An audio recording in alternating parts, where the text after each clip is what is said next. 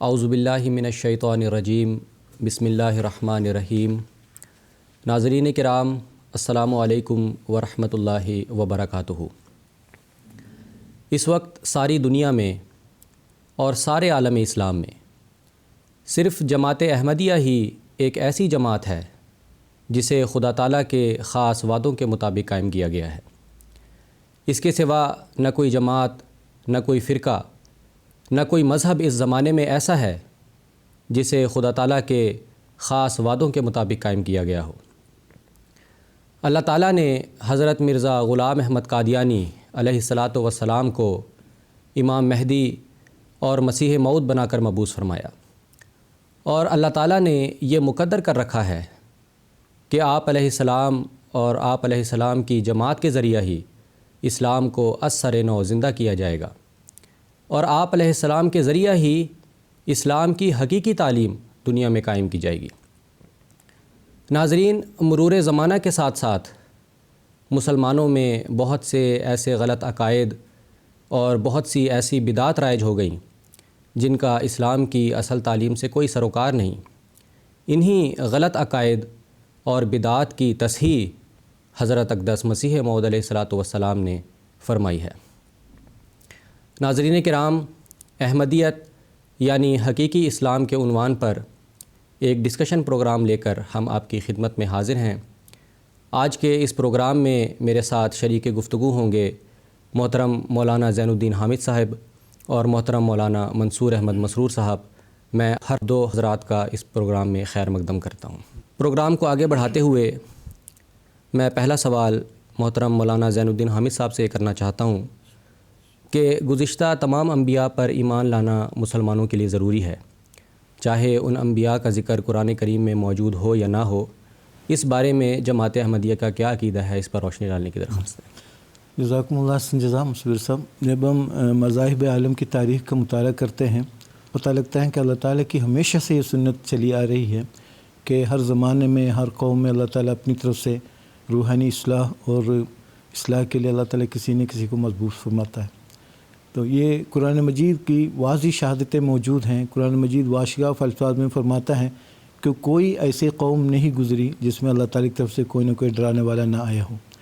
تو وقتی رعایت کے پیش نظر دو چار آیتیں میں پیش کروں گا۔ ایک تو یہ کہ جو سلسلہ رسالت جس کو ہم کہتے ہیں، حضرت آدم علیہ السلام سے لے کر حضرت محمد مصطفیٰ صلی اللہ علیہ وسلم تک یہ لگاتار انبیاء کا سلسلہ چلتا رہا ہے، اس کا اجمالی ذکر میں کروں گا، کیوں انبیاء کی ضرورت پیش آتی ہے۔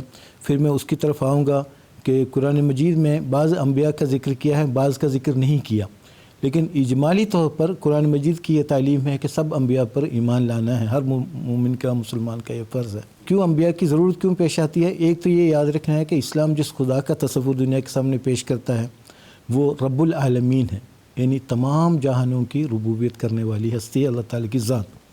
تو ربوبیت سے کیا مراد ہے؟ دو قسم کی ربوبیتیں عام طور پر نظر آتی ہے، ضرور پڑتی ہے۔ ایک تو ربوبیت ہے انسان کے مادی جسم سے تعلق رکھتی ہے، دوسری ربوبیت انسان کے اخلاق اور اس کی روحانیت سے تعلق رکھتی ہے۔ چونکہ رب کا مطلب بھی یہی ہے، درجہ بدرجہ کمال کو پہنچانے والی ہستی ہے۔ تو کہتے ہیں کہ ربوبیت کا کیا مطلب ہے کہ لغت والے کہتے ہیں ابلاغ الشیء الی کمالہ شیئا فشیئا، کسی چیز کو اس کے کمال تک درجہ بدرجہ سٹیپ بائی سٹیپ پہنچانا، یہ دراصل ربوبیت کہلاتی ہے۔ تو اللہ تعالیٰ کی جو ربوبیت ہے کہ دنیا کی کوئی بھی چیز ہو وہ اللہ چشمے ربوبیت سے مستثنی نہیں ہے، اس سے فیض پا رہی ہوتی ہے ہر چیز۔ تو انسان بدرجہ اولا اس بات کے مستحق ہے کہ اللہ تعالیٰ کی جو چشمے ربوبیت سے فیض یاب ہوں۔ تو اللہ تعالیٰ نے جہاں انسان کی جسمانی نشو و نما کے لیے، ارتقاء کے لیے انتظام فرمایا ہے سب کے لیے یکساں، اسی طرح ربوبیت، روحانی ربوبیت اور اخلاقی ربوبیت کے لیے بھی انسان اللہ تعالیٰ نے انتظام فرمایا ہے، وہ انبیاء کو بھجوانے کا سلسلہ ہے۔ چنانچہ قرآن کریم فرماتا ہے کہ ہم نے ہر امت میں رسول بھیجے ہیں، اس پیغام کے ساتھ اللہ کی عبادت کرو اور غیر اللہ کی عبادت سے مجتنب رہو۔ تو فرمایا کہ وَإِن أُمَّةٍ إِلَّا خَلَا فِيهَا نَذِيرٌ، کوئی ایسی امت نہیں گزری جس میں نذیر نہ آیا ہو اللہ کی طرف سے۔ پھر فرمایا وَلِكُلِّ قَوْمٍ ہاد، ہر قوم کے لیے ہادی و رہنما اللہ تعالیٰ کے ذریعے آتا ہے۔ اس قسم کی بہت ساری آیات ہے قرآن مجید کی اس طرف رہنمائی فرماتا ہے قرآن مجید کہ اللہ تعالیٰ کی طرف سے سلسلہ ہمیشہ سے جاری ہے حسب ضرورت۔ اللہ عالم حیث یجعل رسالتہ، رسالت کہاں کس ٹائم کس زمانے میں ہے وہ اللہ ہی جانتا ہے۔ لیکن حضور صلی اللہ علیہ وسلم کی جو نبوت اور دیگر سابقہ انبیاء کی نبوت میں جو امتیاز کیا ہے، فرق کیا ہے، وہ یہ ہے کہ حضرت صلی اللہ علیہ وسلم وہ واحد نبی رسول ہے جس نے یہ اعلان کیا تھا قل یا ایھا الناس انی رسول اللہ الیکم جمیعا۔ ان سے پہلے جتنے بھی نبی گزرے ہیں سب اپنی اپنی قوم کے لیے اپنے اپنے زمانے کے لیے مبعوث ہوئے ہیں، یعنی مختص زمان اور مختص قوم ان کی رسالت تھی، ان کا پیغام اس قوم تک محدود تھا۔ لیکن حضرت صلی اللہ علیہ وسلم کا پیغام اور آپ کے ذریعے سے جو دائمی شریعت کا نزول ہوا یعنی قرآن مجید کا، یہ تا قیامت آنے والی تمام نسل انسانی کے لیے اللہ تعالیٰ نے یہ بیان کو نازل کیا ہے۔ اب دیکھنا یہ ہے کہ کتنے انبیاء ہیں، قرآن مجید نے تحدید نہیں فرمائی کتنے انبیاء ہیں، لیکن ایک حدیث کے مطابق 1,24,000 انبیاء آئے ہیں، وہ ایک محتاط انداز میں۔ لیکن اب ایک قرآن کریم کا مطالعہ کریں تو چند نبیوں کا ہی ذکر موجود ہے، جس طرح آپ کے سوال میں یہ ذکر ہے۔ ان میں سے چونکہ انبیاء ہر جگہ اللہ تعالیٰ نے بھیجے ہیں، ان میں سے بعض کا نام ہم نے بتا دیا ہے اور بعض ایسے جن کا نام ہم نے بتایا نہیں ہے، یہ یاد رکھنے والی بات ہے۔ تو اب قرآن مجید میں کم و بیش 25 انبیاء کا ذکر موجود ہے، لیکن اجمالی طور پر مومنوں کو یہ تعلیم دی گئی ہے ایمان لانا ہی لانا ہے۔ چنانچہ فرمایا آمن الرسول بما انزل الیہ من ربہ والمؤمنون کل آمن باللہ وملائکتہ وکتبہ ورسلہ لا نفرق بین احد من رسلہ۔ جماعت احمدیہ کا یہی موقف ہے۔ قرآن مجید کا اصل موقف کیا ہے کہ ہر ایک رسول بما انزل علیہ جو ان پر نازل کیا گیا یعنی قرآن مجید پر ایمان لایا، اور اسی طرح والمؤمنون مومن بھی تمام مومنون بھی کل آمن باللہ ہر ایک اللہ پر و ملائکتہ و کتبہ و رسلہ، فرمایا لا نفرق بین احد من رسلہ۔ چونکہ میں نے جیسا کہ میں بتایا مختصر زمان ان کی تعلیمات تھی، مختصر قوم ان کی تعلیمات تھی، تو قرآن مجید کے آتے ہی وہ ساری شریعتیں منسوخ ہو گئی۔ کیوں؟ اس کی وجہ کیا ہے؟ قرآن مجید جس حضرت صلی اللہ علیہ وسلم خاتم النبیین ہے، تمام نبوت کے کمالات آپ پر ختم ہے، آپ کی آمد کے ساتھ ساتھ نبوت کا جو شرعی نبوت کا سلسلہ ہمیشہ کے لیے بند ہو گیا۔ تو آپ خاتم النبیین ہیں، یعنی تمام گزشتہ انبیاء کے مصدق ہیں آپ اس معنی میں۔ اسی طرح قرآن مجید کے بارے میں فرمایا یہ خاتم الکتب ہے۔ جتنی تعلیمات پہلے آ چکی ہے، جتنی کتابیں نازل ہو چکی ہے، ان سب تعلیمات میں سے فیہا کتب قیمہ، وہ تمام تعلیمات جو آگے قائم رکھنے کے لائق تعلیمات ہیں وہ قرآن کریم میں موجود ہیں۔ بہت ساری مثالیں ہیں لیکن وقت سے ہم پیش نہیں کر سکیں گے۔ بہرحال یہ ایک ایسا نظام اللہ تعالیٰ نے جاری کیا ہے، اس کے بغیر انسان کی روحانی اخلاقی ترقی ہو ہی نہیں سکتی، اس لیے کہ انسان کو پیدا ہی اس لیے کیا گیا ہے کہ اللہ تعالیٰ ہر انسان اپنے اپنی استطاعت اور ظرف کے مطابق اللہ تعالیٰ کی صفات کا مظہر بنے۔ میں ایک حضرت اقدس مسیح علیہ السلام کے ایک چھوٹا سا اقتباس سلسلے میں پیش کروں گا تاکہ مضمون واضح ہو جائے۔ بہرحال جو سوال آپ نے فرمایا تھا کہ بعض نبیوں جن نبیوں کا ذکر نہیں کیا گیا ان پر بھی ایمان لانا ضروری ہے، وہ میں نے قرآن مجید کی آیات سے میں نے بتا دیا ہے کہ اجمالی طور پر تمام انبیاء کے وجود پر ایمان لانا ضروری ہے، تمام کتب پر ایمان لانا ضروری ہے، تمام رسولوں پر بھی ایمان لانا ضروری ہے، بتا دیا گیا ہے۔ لیکن جیسا کہ میں نے بتایا وہ تمام تعلیمات مختص القوم مختص الوقت زمان تعلیمات تھیں، لیکن دائمی شریعت کے نزول کے بعد اس پر عمل کرنا ضروری نہیں، چونکہ اس میں قابل عمل تعلیمات اس میں آ گئی ہیں۔ تو حضرت اقدس مسیح علیہ السلام فرماتے ہیں جس طرح آنکھ میں ایک روشنی ہے اور وہ باوجود اس روشنی کے پھر بھی آفتاب کی محتاج ہے، اسی طرح دنیا کی عقلیں جو آنکھ سے مشابہ ہیں ہمیشہ آفتاب نبوت کی محتاج رہتی ہیں، جبھی تو وہ آفتاب پوشیدہ ہو جائے ان میں فی الفور کدورت اور تاریکی پیدا ہو جاتی ہے۔ کیا تم صرف آنکھ سے کچھ دیکھ سکتے ہو؟ ہرگز نہیں۔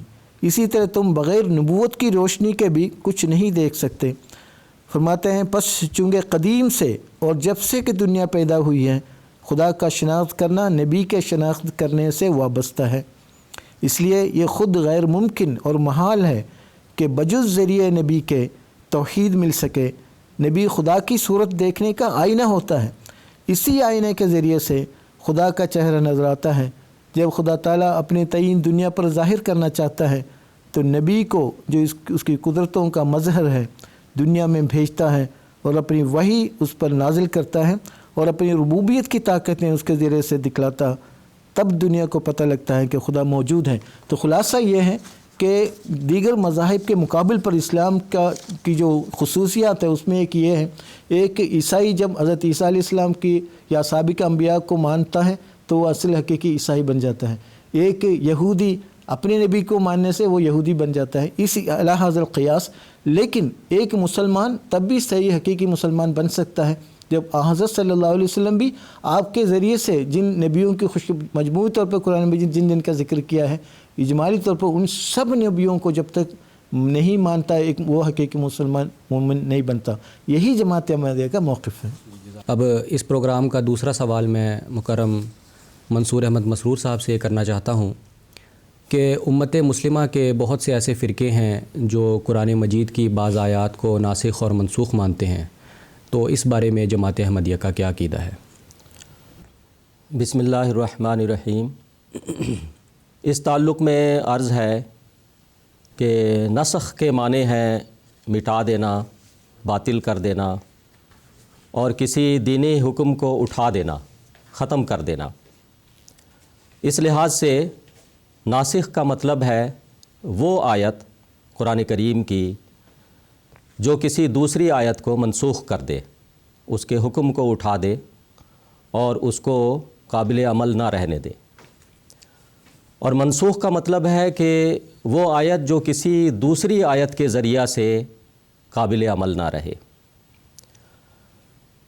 ناسخ و منسوخ کا عقیدہ کہاں سے آیا، کیسے پیدا ہوا، اس تعلق میں عرض ہے کہ قرآن کریم کی سورۃ البقرہ کی ایک آیت ہے، ما ننسخ من آیت او ننسها نأت بخیر منہا او مثلہا الم تعلم ان اللہ علی کل شیء قدیر۔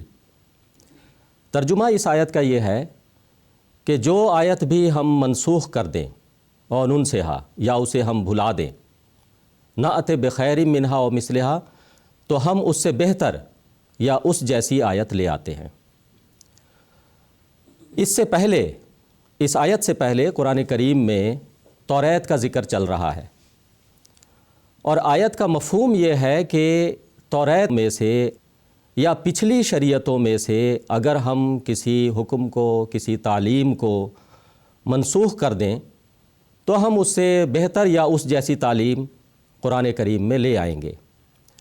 تو بہت صاف اور واضح مفہوم ہے، لیکن مسلمان علماء نے اسے دراصل قرآن کریم کے متعلق سمجھ لیا کہ اللہ تعالیٰ فرماتا ہے قرآن کریم کی اگر کوئی آیت ہم منسوخ کر دیں تو ہم اس سے بہتر آیت لے آئیں گے۔ تو یہ معنی کر کے مفسرین نے یہ سمجھا کہ قرآن کریم کی بہت ساری آیتیں منسوخ ہو گئی ہیں، اور اس طرح انہوں نے قرآن کریم کی کئی آیتوں کو، بہت ساری آیتوں کو جو جن میں بظاہر انہیں تضاد نظر آیا اور ان تضاد کو وہ حل نہیں کر سکے، ان آیتوں کو انہوں نے منسوخ قرار دے دیا۔ اور اس طرح نسخ کی جو ہے 3 قسمیں انہوں نے بتائیں، یا اختصار کے ساتھ میں یہ تینوں قسمیں بتا دیتا ہوں۔ پہلی قسم وہ بتاتے ہیں کہ آیت قرآن کریم میں موجود نہیں، مگر اس کا حکم موجود ہے، اس کے حکم پر عمل ہوگا۔ اور وہ آیت یہ بتاتے ہیں، الشیخ والشیخۃ اذا زنیا فرجموہما نکالا من اللہ واللہ عزیز حکیم، کہ کوئی بوڑھا مرد اور بوڑھی عورت اگر زنا کریں فرجموہما، تو ان دونوں کو رجم کر دو، یعنی پتھر مار کر ان کو ہلاک کر دو۔ نکالا من اللہ، یہ اللہ تعالیٰ کی طرف سے عذاب کے طور پر ہوگا، اور اللہ عزیز اور حکیم ہے۔ لیکن حقیقت یہ ہے کہ اسلام میں، قرآن کریم میں زنا کی سزا رجم نہیں ہے۔ زنا کی سزا سورہ نور میں اللہ تعالیٰ یہ بتاتا ہے، الزانیۃ والزانی فجلدوا کل واحد منہما 100 جلدۃ، 100 کوڑے سزا ہے۔ تو اب یہ سوال پیدا ہوتا ہے کہ یہ عقیدہ کہاں سے آیا رجم کا، جبکہ اسلام میں نہیں ہے، قرآن کریم میں نہیں ہے۔ اور یہ آیت جو ہے الشیخ والشیخۃ، یہ آیت کہاں سے آئی؟ تو اس کی تفصیل ما ننسخ من آیتین کے تحت جو تفسیر سیدنا حضرت مسلم موعود رضی اللہ عنہ نے بیان فرمائی ہے، وہاں اس کی تفصیل دیکھی جا سکتی ہے۔ اور دوسری قسم نسخ کی وہ یہ بتاتے ہیں کہ آیت تو موجود ہے قرآن کریم میں، لیکن اس کا حکم منسوخ ہے، اس کے حکم پر عمل نہیں ہوگا۔ اور اس کی مثال وہ دیتے ہیں لا اکراہ فی الدین، دین کے معاملہ میں یا دین میں کسی قسم کا کوئی جبر نہیں۔ وہ کہتے ہیں یہ آیت منسوخ ہے جہاد کی دوسری آیتوں سے، اور جیسا کہ مولانا ابو الاعلیٰ مودودی صاحب کا عقیدہ ہے کہ اسلام تلوار کے زور سے پھیلا ہے، تو یہ مانتے ہیں کہ دین میں جبر جائز ہے۔ تو لا اکراہ فی الدین جو کہ قرآن کہتا ہے کہ جبر جائز نہیں، تو یہ آیت منسوخ ہے جہاد کی دوسری آیتوں کے ذریعہ سے۔ اور تیسری قسم نسخ کی یہ ہے کہ نہ تو قرآن میں آیت ہے اور نہ حکم ہے اور نہ اس حکم پر کوئی عمل ہے، اور وہ اس کی مثال تحویل قبلہ دیتے ہیں کہ آن حضرت صلی اللہ علیہ وسلم بیت المقدس کی طرف منہ کر کے نماز پڑھا کرتے تھے، اور اب بیت المقدس کی طرف منہ کر کے نماز پڑھنا جائز نہیں۔ تو نہ تو یہ آیت قرآن میں ہے اور نہ اس کا حکم ہے۔ تو یہ تین قسم کی نسخ وہ بیان کرتے ہیں۔ اور کتنی آیات قرآن کریم کی مفسرین نے منسوخ قرار دیں، اس تعلق میں عرض ہے کہ تقریباً 500 قرآن کریم کی آیات کو ناسخ اور 500 قرآن کریم کی آیات کو منسوخ قرار دیا گیا۔ اور شاہ ولی اللہ صاحب محدث دہلوی رحمۃ اللہ علیہ کے زمانہ تک جتنی بھی آیات 1000 یا 1100 تک جو بتائی جاتی ہیں، یہ سب کی سب حل ہو چکی تھیں۔ اور شاہ ولی اللہ صاحب محدث دہلوی رحمۃ اللہ علیہ نے فرمایا کہ اس وقت آپ کے زمانہ تک ساری حل ہو چکی تھیں، لیکن 5 رہ گئی تھیں۔ اور شاہ ولی اللہ صاحب محدث دہلوی رحمۃ اللہ علیہ نے فرمایا کہ یہ 5 آیتیں جو ہیں یہ مجھ سے حل نہیں ہو سکیں، لیکن حضرت مسیح موعود علیہ السلام کے علم کلام کی برکت سے وہ 5 بھی حل ہو گئیں۔ تو اس سے یہ بات بالکل واضح ہو گئی کہ ناسخ و منسوخ کوئی چیز نہیں ہے، صرف یہ علماء کی، مفسرین کی اپنی سمجھ کا قصور ہے کہ جن آیات میں ان کو تضاد نظر آیا اور وہ ان سے حل نہیں ہو سکیں، تو انہوں نے ان کو منسوخ قرار دے دیا، اور یہ جو آیت ان کے سامنے تھی ما ننسخ من آیتین، اور اس سے وہ سمجھ رہے تھے کہ قرآن کریم کی آیات منسوخ ہیں۔ تو اس طرح ناسخ منسوخ کا عقیدہ پیدا ہو گیا۔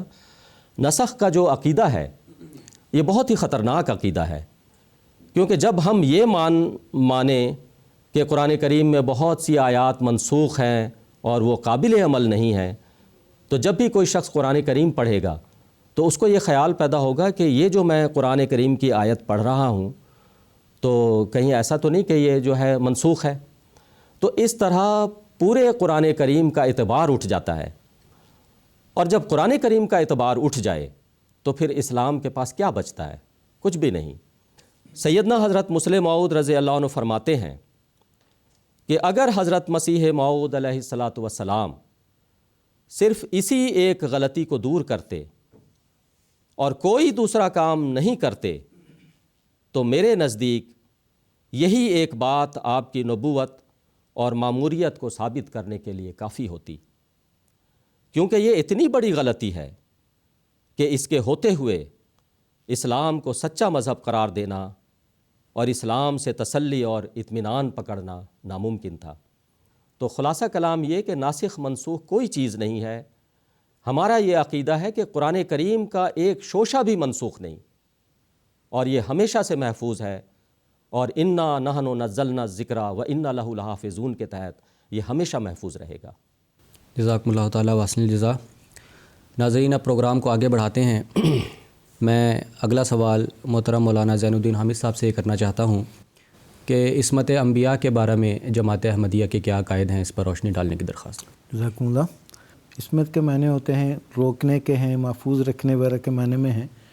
قرآن مجید کے اور دیگر جو تاریخ ادیان کے مطالعے سے پتہ لگتا ہے کہ ہر نبی کو اللہ تعالیٰ اس صفت سے نوازتا ہے، چونکہ اس لیے کہ انبیاء اس لیے مبعوث ہوتے ہیں کہ عظیم الشان مقاصد کے لیے مبعوث ہوتے ہیں، یعنی لوگوں کی روحانی اور اخلاقی اصلاح کے لیے، ان کے اندر ایک انقلاب پیدا کرنے کے لیے اخلاقی لحاظ سے، اور اللہ تعالیٰ کے قرب میں آگے گامزن کرانے کے لیے آتے ہیں، تو ان کو ایک پرفیکٹ نمونہ لوگوں کو دکھانا پڑتا ہے۔ اس لیے انبیاء کو جو سیرت کے مطالعے سے پتہ لگتا ہے کہ ان کو اللہ تعالیٰ بچپن سے ہی یا اس سے پہلے سے ہی ایک پاکیزہ زندگی عطا فرماتا ہے۔ اس کی بہت ساری مثالیں ہیں، میں انشاءاللہ آگے وقت کی رعایت کے مطابق ایک دو مثالیں بیان کروں گا۔ ایک تو ہے کہ ان کو ہر لحاظ سے، ہر زاویے کے لحاظ سے کوئی ایسا کام ان سے سرزد نہیں ہوتا جن پر لوگ انگلی اٹھا سکیں، کیونکہ آپ کل تک جو ہے نا ان گناہوں میں مبتلا تھے، آج تم جو ہے نا خدا کی طرف بلا رہے ہو، اخلاق کی طرف بلا رہے ہو، ایسا کبھی نہیں ہوتا۔ کیونکہ 40 سال تک جو ان کی زندگی ہوتی ہے بہت ہی قابل تقلید زندگی ہوتی ہے، لوگ ان کی طرف انگلی اٹھا رہے ہوتے، دیکھو نیکی کی مثال کے طور پر ان کو بیان کرتے ہیں۔ تو جو ہے کہ حضرت صلی اللہ علیہ وسلم کی جب تاریخ کا مطالعہ کرتے ہیں، سیرت کا، جب آپ پر یہ آیت نازل ہوئی وانذر عشیرتک الاقربین، اپنے قریبی خاندان کے لوگوں کو ڈرا، ان کو پیغام پہنچا، تو آپ نے اعلان کیا، صفا کی پہاڑی پر کے سامنے لوگوں کو آنے کے لیے دعوت دی، سارے لوگ جمع ہو گئے۔ تو آپ نے فرمایا، دیکھیں کس طرح آپ نے فرمایا کہ اگر میں آپ کو کہوں اس پہاڑی کے پیچھے اگر کوئی جرار لشکر تم پر حملہ کرنا چاہتا ہے کہ تم مان لو گے؟ میں نے کہا بالکل۔ اس کی وجہ کیا ہے؟ فرمایا ما جربنا علیک الا الصدق، 40 سال سے ہم آپ کو دیکھ رہے ہیں، ہم نے سوائے سچائی کے ہم نے تجربہ کیا ہی نہیں، ما جربنا علیک الا بالصدق، ہم مان لیں گے۔ دیکھیں یہ وہ حالت۔ تو اس ٹائم آپ نے اپنے ماموریت کا اعلان کیا، بتا دیا اللہ تعالی نے مجھے یہ مبعوث کیا ہے، اور اجعل، پھر انہوں نے قرآن مجید میں اس کا ذکر کیا ہے، بہت سارے معبودوں کے ایک ہی معبود بنا لیا، اجعل الالہۃ الہا واحدا ان ھذا لشیء عجاب، یہ کسی اور نبی کے حوالے سے بیان کیا، لیکن حالات یہ یہاں پر بھی یہی تھا کہ بہت سارے جو معبودوں کو اکٹھا کر کے ایک ہی معبود بنا لیا، یعنی توحید کے وہ قائل نہیں تھے، اس طرف آ نہیں رہے۔ تو اس وقت دیکھیں ابو لہب نے کیا کہا، تبا لک الہٰذا جمعتنا، تم پر ہلاکت ہو اس لیے ہمیں جمع کیا ہے، یعنی 40 سال زندگی دیکھے۔ اس کے بعد اب دیکھیں جب غار حرا میں پہلی وحی نازل ہوئی، ڈرتے ڈرتے آپ جاتے ہیں حضرت خدیجہ رضی اللہ عنہا کے پاس، اپنی بیگم کے پاس، تو آپ نے کیا تسلی دی؟ اس وقت تک کی ساری زندگی کا خاکہ آپ نے بیان کیا۔ اللہ تعالیٰ کبھی آپ کو رسوا نہیں کرے گا۔ اس کی وجوہات کیا ہے؟ میں انک لتصل الرحم وتحمل الکل وتعین علی نوائب الحق وتقری الضیف، بہت ساری صفات کا ذکر کیا کرتے ہوئے آپ نے ایمان لایا۔ ورقہ بن نوفل کے پاس لے گئے، وہ انہوں نے بھی اس کی تصدیق کی۔ آپ نے یہاں تک فرمایا کہ کیا اگر میں کاش جوان ہوتا، میں زندہ ہوتا، میں آپ کی مدد کرتا جب قوم آپ کو نکالے گی۔ تو قرآن مجید کیا فرماتا ہے؟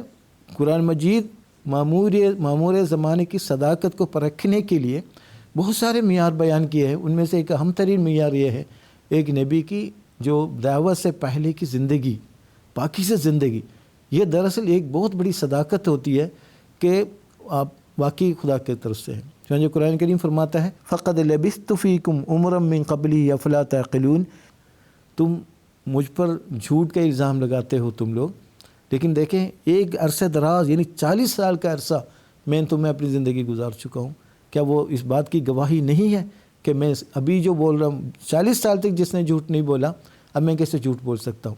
تو یہ ایک ایسا معیار ہے جو حضرت صلی اللہ علیہ وسلم کی صداقت دیگر نبیوں کے لیے بھی۔ حضرت صالح کے بارے میں ہوتا ہے یا صالح قد کنت فینا مرجوا قبل ھذا، اس دعوی نبوت سے پہلے آپ جو ہے نا ہم سب کے لیے ہر دل عزیز تھے، مرجو تھے، ہماری امیدیں آپ کے اوپر تھی، اب کیا ہو گیا؟ تو یہ جو اللہ تعالیٰ کی یہ سنت ہے جس کو آپ اس عظیم شان روحانی منصب پر فائز فرماتا ہے، ان کے اندر وہ کوالٹی رکھ دیتا ہے، ودیت کر دیتا ہے فطرتاً، ان کے سے غلطیاں سرزد ہو ہی نہیں سکتی۔ اس کی کیا وجہ ہے؟ انبیاء بھی تو بشر ہوتے ہیں، لیکن اللہ تعالیٰ ایک خاص مقصد کے لیے آپ کو کی تربیت کر رہا ہوتا ہے، نبی کی تربیت کر رہا ہوتا ہے، اور ہر لمحہ انتہائی خشیت و خوف سے ان کا گزر رہا ہوتا ہے، کبھی ان سے غلطیاں سرزد ہو ہی نہیں سکتی۔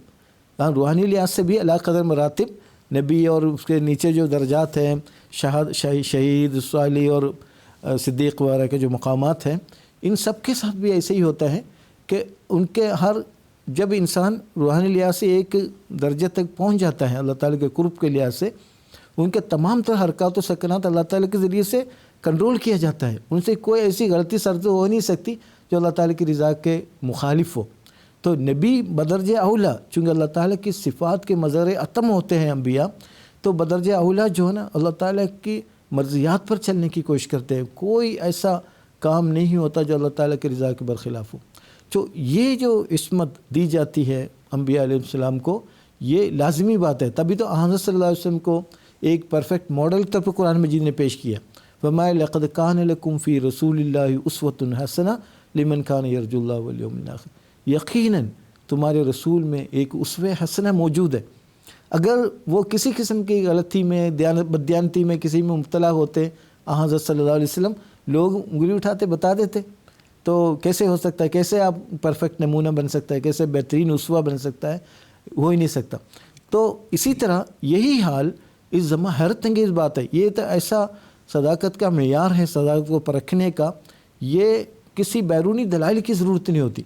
جیسے ہم کہتے ہیں نا آفتاب آمد دلیل آفتاب، آفتاب کا چڑھنا ہی آفتاب کے ہونے کا ثبوت ہے، کوئی الگ ثبوت کی ضرورت ہی نہیں۔ اسی طرح ایک اس کو ہم کہتے ہیں نفس ناطقہ، ہر نبی کا ان کا اپنا نفس ہے، وہ خود بول رہا ہوتا ہے، وہ کس قدر ان کی پاکی زندگی، اور ساری دنیا ان کا نگران ہوتی ہے کہ ان سے کوئی، وہ چیلنج ہوتا ہے کہ کوئی عیب تو دکھاؤ۔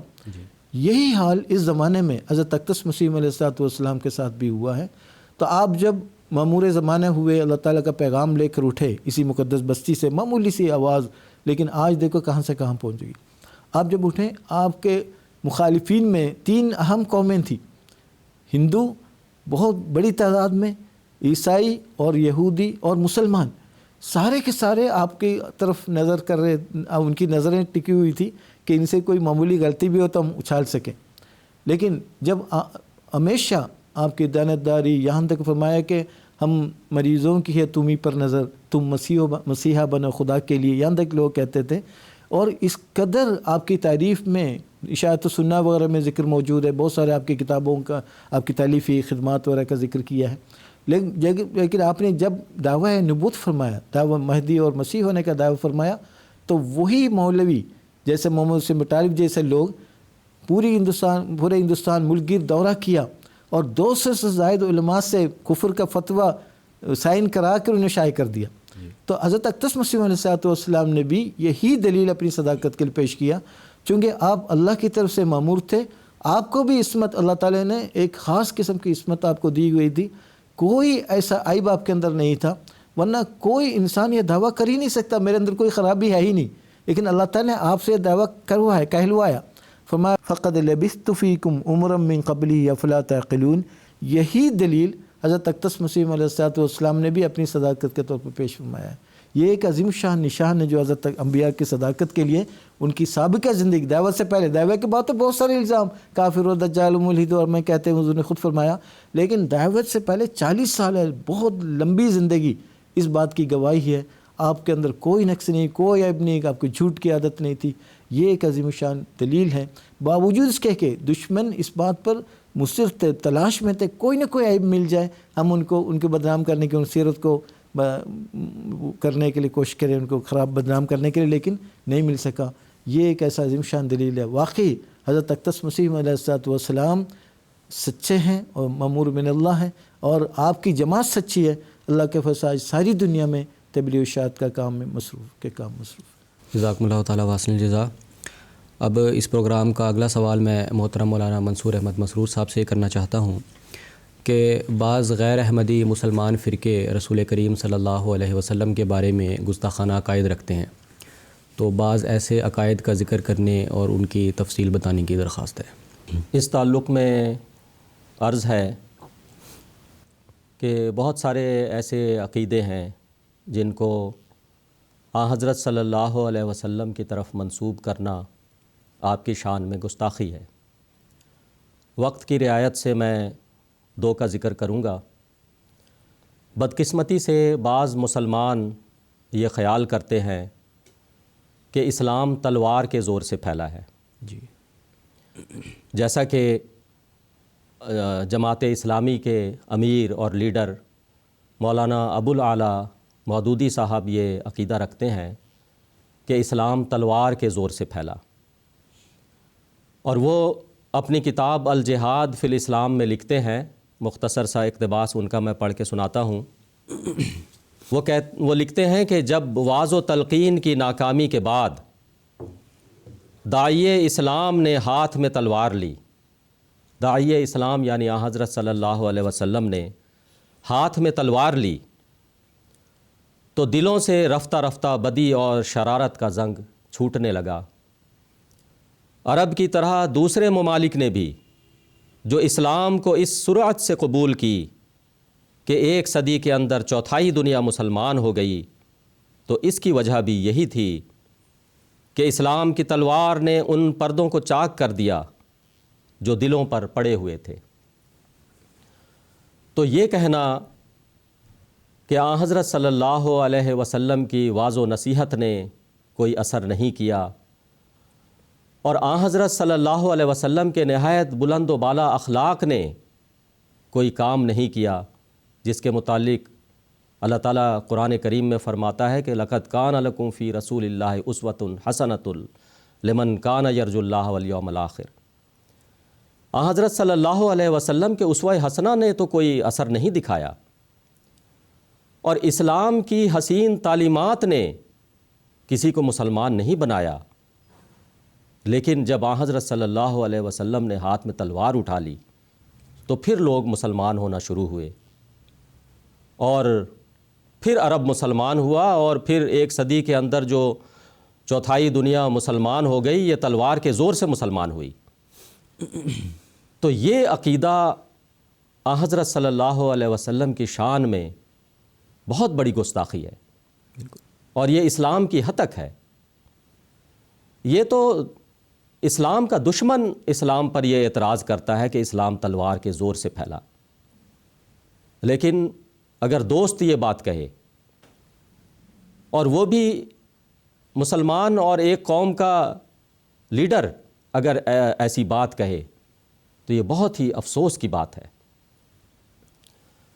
اب یہ جو خیال ہے کہ اسلام تلوار کے زور سے پھیلا، اس کی تردید میں اشارتاً اس کی تردید میں چند باتیں عرض کرتا ہوں۔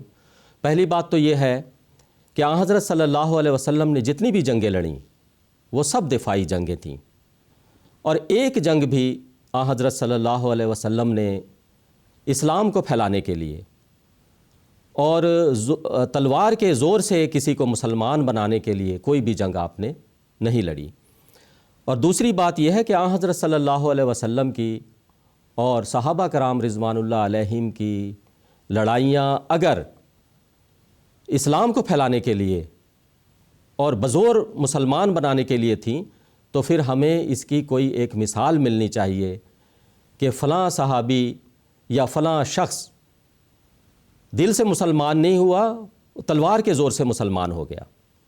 لیکن حقیقت یہ ہے کہ ایسی کوئی بھی مثال ہمیں تاریخ میں نہیں ملتی کہ کوئی جو ہے زبردستی مسلمان بنایا گیا ہو۔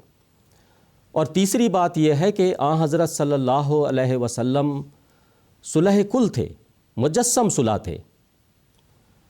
آپ ہر قیمت پر لڑائی سے گریز کرتے تھے اور چاہتے تھے کہ صلح صفائی کے ساتھ جو ہے معاملات چلے اور زندگی صلح صفائی کے ساتھ گزرے۔ اور صلح حدیبیہ کی مثال ہمارے سامنے ہے۔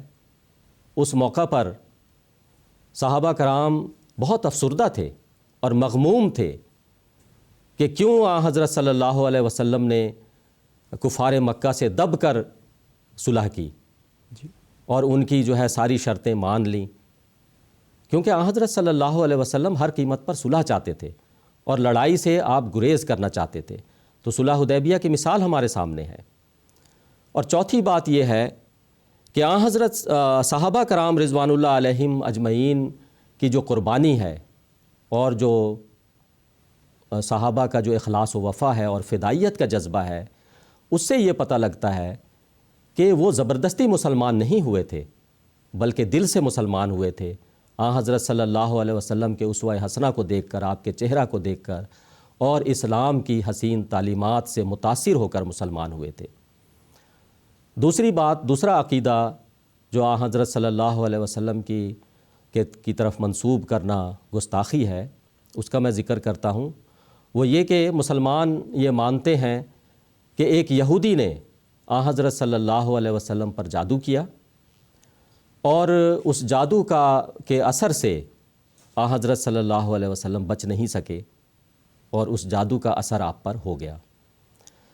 لیکن حقیقت یہ ہے کہ صلح حدیبیہ کے بعد آن حضرت صلی اللہ علیہ وسلم کی طبیعت کچھ ناساز چل رہی تھی، اور آپ بعض باتیں بھول بھی جاتے تھے۔ تو یہودیوں کو جب یہ پتہ لگا، اور یہودی اس فراق میں رہتے تھے، طاق میں رہتے تھے کہ ان کو کوئی شرارت کا موقع ملے، کوئی سازش کا موقع ملے، تو انہوں نے یہ افواہ پھیلانی شروع کر دی کہ ہمارے جادو کی وجہ سے آن حضرت صلی اللہ علیہ وسلم کی طبیعت خراب ہوئی ہے۔ اور عوام الناس میں یہ بھرم پیدا کرنے کے لیے کہ ہمارے جادو سے ہی ایسا ہوا ہے، انہوں نے بظاہر کچھ عمل بھی کیا۔ اور وہ عمل کیا کیا کہ ایک کنگھی میں بال لپیٹ کر اس کو ایک کنویں میں ڈالا، دفن کیا، اور کوئی ایسی چیز ڈال کر کنویں کے پانی کو لال کر دیا، تاکہ لوگ یہ سمجھیں کہ کنویں کا پانی جادو کے زور سے لال ہو گیا ہے۔ تو اللہ تعالیٰ نے رویا میں آن حضرت صلی اللہ علیہ وسلم کو اپنے فرشتوں کے ذریعہ سے یہ ساری باتیں بتا دیں۔ آن حضرت صلی اللہ علیہ وسلم اٹھے، اپنے ایک صحابی کو ساتھ لے کر اس کنویں پر گئے، اور وہاں سے وہ کنگھی اور بال نکلوا کر وہ زمین میں دفن کروا دیا۔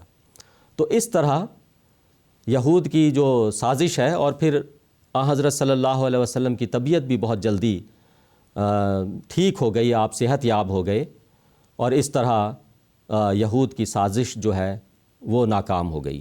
حضرت مسیح موعود علیہ الصلاۃ والسلام فرماتے ہیں، رسولوں اور نبیوں کی یہ شان نہیں ہوتی کہ ان پر جادو کا کچھ اثر ہو سکے، بلکہ ان کو دیکھ کر جادو بھاگ جاتا ہے۔ جیسے خدا تعالیٰ فرماتا ہے، لا یفلح الساحر حیث اتی۔ دیکھو، حضرت موسیٰ کے مقابل پر جادو تھا، آخر موسیٰ غالب ہوا کہ نہیں؟